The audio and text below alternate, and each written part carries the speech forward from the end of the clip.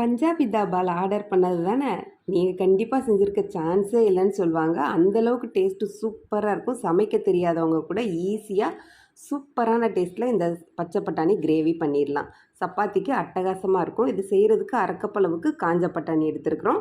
நல்லா கழுவிட்டு தண்ணி ஊத்தி ஓவர் நைட் ஊற வச்சுருங்க. இப்போ பாருங்க பட்டாணி நல்லா ஊறிடுச்சு. இந்த தண்ணிய கீழ ஊத்திட்டு நம்ம குக்கர்ல சேர்த்துட்டோம். 1 1/2 கப் அளவுக்கு தண்ணி சேர்த்துட்டு, கொஞ்சமா உப்பு சேர்த்து இத வேக வச்சு எடுத்துறலாம்.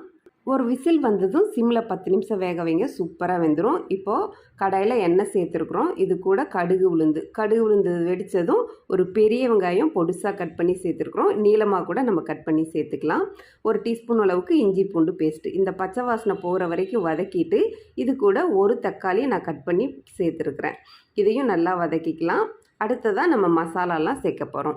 ஏற்கனவே பட்டாணியில் உப்பு சேர்த்துருக்குறோம். இதுக்கு தேவையான அளவு கொஞ்சமாக உப்பு சேர்த்துக்கோங்க. இப்போது 1 டீஸ்பூன் அளவுக்கு தனி மிளகாய் தூளும் 1/2 டீஸ்பூன் மஞ்சள் தூளும் சேர்த்துருக்குறோம். உங்களோட காரத்துக்கு ஏற்ற மாதிரி நீங்கள் வச்சுருக்கிற மிளகாய் தூளோட காரத்தை பொறுத்து அட்ஜஸ்ட் பண்ணி சேர்த்துக்கோங்க.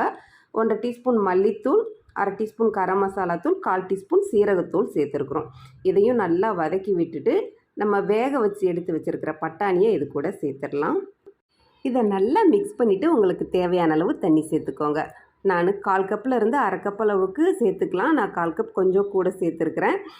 சூடாக இருக்கிறப்ப இது கரெக்டாக இருக்கும். ஆற ஆற ரொம்ப திக்காயிடும், அது பார்த்துக்கோங்க. இப்போ 5 நிமிஷம் சிம்மில் வேக வச்சுருக்குறோம். அவ்வளோதாங்க, சூப்பர் டேஸ்டியான பட்டாணி கிரேவி ரெடி ஆயிடுச்சு.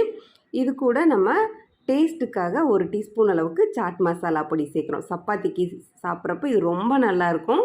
கடைசியில் கொஞ்சமாக கருவேப்பிலையும் மல்லி இலையும் சேர்த்துக்கோங்க. கருவேப்பிலை லாஸ்ட்டில் சேர்க்குறப்ப இதோட வாசனையும் டேஸ்ட்டும் ரொம்ப நல்லாயிருக்கும்.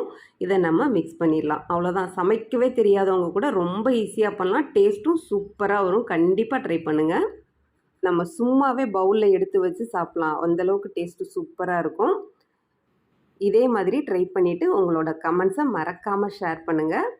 இந்த வீடியோ கண்டிப்பாக பிடிச்சிருக்கும்னு நம்புகிறேன். சமைச்சு பாருங்கள், சாப்பிட்டு பாருங்கள், சந்தோஷமாக இருங்க.